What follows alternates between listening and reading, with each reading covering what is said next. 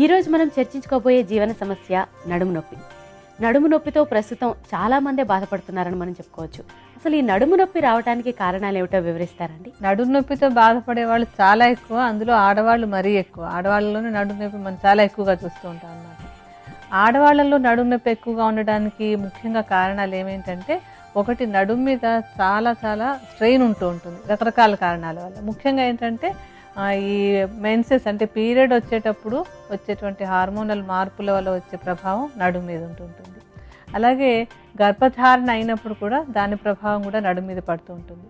ప్రసవించినప్పుడు నడుములో ఉన్నటువంటి కండరాలు, ఎముకలు అన్నిటి మీద కూడా ప్రభావం పడి కొంత రిలాక్స్ అయిపోయి బలహీన పడతాయి అన్నమాట. దానివల్ల కూడా ఈ నడుము నొప్పి వచ్చేందుకు అవకాశం ఉంటుంది. మెనోపాజ్ తర్వాత కూడా ఈ నడుము మీద ఒక ప్రభావం ఉంటుంది. ఇవి కాకుండా ఏంటంటే ఫైబ్రాయిడ్స్ అంటూ ఉంటాం, గర్భాశయంలో గడ్డలు వస్తూ ఉంటాయి. ఈ ఫైబ్రాయిడ్స్ అనేవి ఉన్నప్పుడు కూడా నడుములో నొప్పి వచ్చేందుకు అవకాశం ఉంటుంది. గర్భాశయంలో ఎటువంటి ఇన్ఫెక్షన్ వచ్చినా సరే దాని ప్రభావం మళ్ళీ నడుము మీద ఉంటుంది. అందుకని ఆడవాళ్ళలో ఎక్కువ అని చెప్పడానికి కారణం ఏంటంటే, ముఖ్యంగా అన్ని గర్భాశయానికి సంబంధించినటువంటి అన్ని సమస్యల ప్రభావం కూడా నడుము మీద పడుతుంది అన్నమాట. ఇవన్నీ కాకుండా ఎముకల పరంగా చూసినట్టయితే, ఎముకలకి ఏంటంటే నడుములో ఉన్నటువంటి ఎముకలు ఈ కారణాలుగా బలహీనపడడం ఒకటి. ఆడవాళ్లలో కొంచెం కాల్షియం డెఫిషియన్సీ వచ్చే అవకాశం కూడా ఎక్కువగా ఉంటుంది. మరొకటి ఏంటంటే, ఈ రోజుల్లో మనకి ఎండ శరీరం మీద పడడం అనేది చాలా తక్కువగా చూస్తుంటాం. ఎందుకంటే చాలా వరకు మన జీవితం ఇంటి లోపల లేకపోతే ఆఫీస్ లోపలే గడుస్తుంటుంది తప్ప సూర్యరశ్మి మన శరీరం మీద పడడం అనేది తక్కువైపోయింది. ఎందుకని ఈ విషయం గురించి చెప్తున్నానంటే, సూర్యరశ్మి నుంచే మనకి విటమిన్ D3 శరీరానికి అందుతుంటుంది. ఈ విటమిన్ D3 కనుక శరీరానికి అందకపోయినట్టయితే ఎముకలు బలహీనమైపోతాయి. సామాన్యంగా కొంత కాన్స్టిపేషన్ లాంటిది ఉందంటే కనుక, అంటే మలబద్ధకం ఉన్నట్టయితే దాన్ని తగ్గించేసుకోవాలి. మలబద్ధకం ఉన్నప్పుడు ఆ భాగంలో కూడా, అంటే దాన్ని ఏమంటామంటే పెద్ద పేగు అంటూ ఉంటాం. ఆ పెద్ద పేగులో కూడా ఈ అపానవాతం ఉంటుంది కనుక, మలబద్ధకం ఉన్నట్టయితే ఈ అపానవాతం దోషితం అయిపోయి నడుము నొప్పి వచ్చే అవకాశం ఉంటుంది. కనుక కాన్స్టిపేషన్ లేకుండా ప్రతిరోజు సాఫీగా విరేచనం అయిపోయేలాగా చూసుకోవాలి. తర్వాత ప్రసవించిన తర్వాత కానీ లేకపోతే ఆపరేషన్ అయిన తర్వాత కానీ, ఆ రెస్ట్ పీరియడ్ అంటే ఒక 2 నెలలు 3 నెలలు అయిపోయిన తర్వాత నుంచి నడుము గట్టిపడడానికి, నడుము స్ట్రాంగ్ అవ్వడానికి, అక్కడ ఉన్న కండరాలు, ఎముకలు మళ్ళీ చక్కగా పనిచేయడానికి కావాల్సినటువంటి వ్యాయామాలు, ఆ తర్వాత వాటికి నూనెలతో చేసేటువంటి మసాజ్, ఆయుర్వేదంలో చెప్పేటువంటి కొన్ని తైలాలతోటి నడుముకి కానీ రెగ్యులర్గా మసాజ్ చేసుకుంటున్నట్టయితే కనుక ఈ ప్రసవించిన తర్వాత వచ్చేటువంటి నడుము నొప్పులు రాకుండా రక్షించుకోవచ్చు. ఈ సూచనలే కాకుండా ఏంటంటే, పడుకునేటప్పుడు పరుపు మరీ మెత్తగా ఉండిపోయి కిందకి దిగిపోయేది కాకుండా ఫ్లాట్గా ఉండేలాగా చూసుకోవడం కూడా చాలా అవసరమైనటువంటి విషయం. వీటన్నింటితో పాటుగా నడుముని కొంచెం గట్టిగా ఉంచుకునేందుకు, అక్కడ ఉన్నటువంటి ఎముకలు, కండరాలు దృఢంగా ఉండేందుకు కొన్ని యోగా ఆసనాలని నిత్యం కనుక ప్రాక్టీస్ చేస్తూ ఉంటే కూడా నడుము చాలా స్ట్రాంగ్గా అయ్యి ఈ నొప్పిలు అవి లేకుండా, ఒకవేళ నొప్పి ఉన్నా తగ్గడానికి కూడా సహాయపడుతుంది.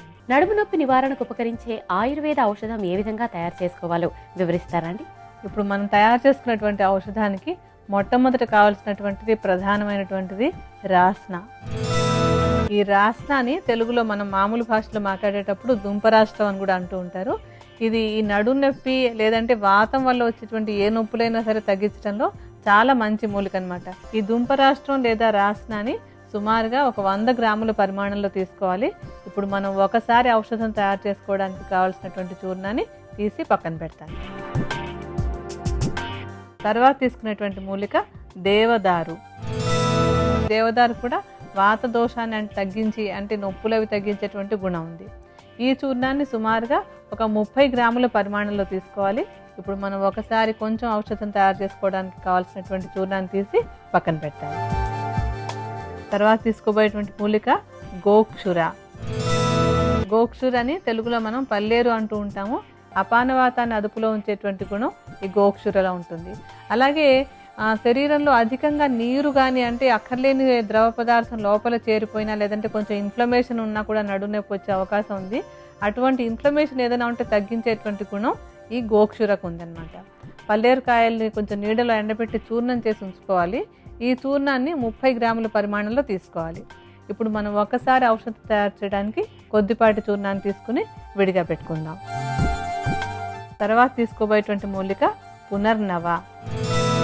ఈ పునర్నవని గలిజేరు అంటూ ఉంటారు. ఈ గలిజేరుని మొత్తం మూలిక అంతా అంటే ఏంటంటే ఆకులు, కాండము, వేర్లు అంతా కలిపి కూడా వాడుకోవచ్చు. లేదంటే ఒట్టిగా వేర్లను కూడా తీసుకొని వాడుకోవచ్చు అనమాట. ఈ గలిజేరును తీసుకుని దాన్ని నీడలో ఎండబెట్టి ఆ చూర్ణాన్ని తీసుకుని మనం ఔషధంలో వాడుకోవాలి. దీన్ని సుమారుగా 30 గ్రాముల పరిమాణంలో తీసుకోవాలి.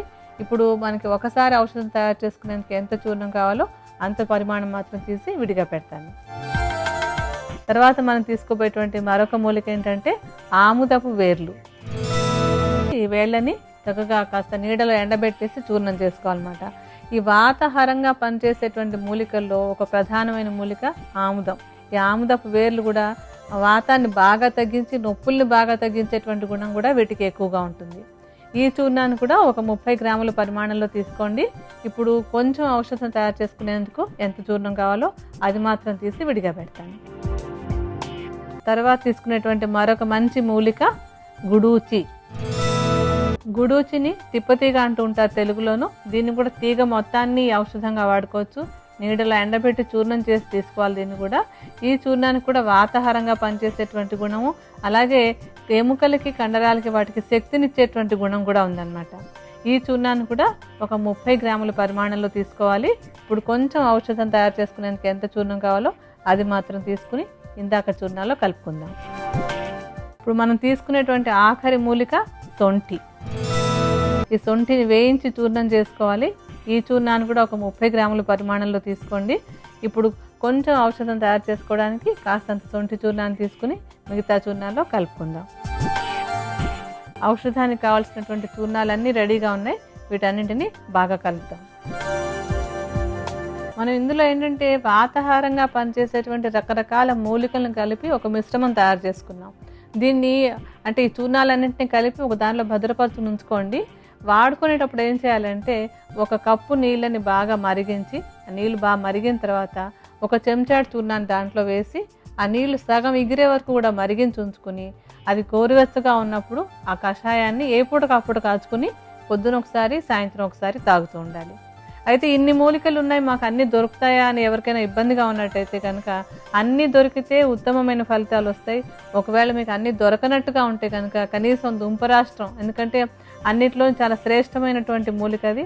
ఒట్టిగా దుంపరాష్ట్రం దొరికినట్టయితే ఆ దుంపరాష్ట్రం అయినా తెచ్చుకొని ఆ చూర్ణాన్ని కొంచెం కషాయంలాగా కాచుకుని ఒక రాసిన కషాయం తయారు చేసుకుని ఆ కషాయాన్నైనా ఉదయం సాయంత్రం తీసుకున్నట్టయితే కనుక ఈ నడుము నొప్పి బారి నుంచి బయటపడచ్చు.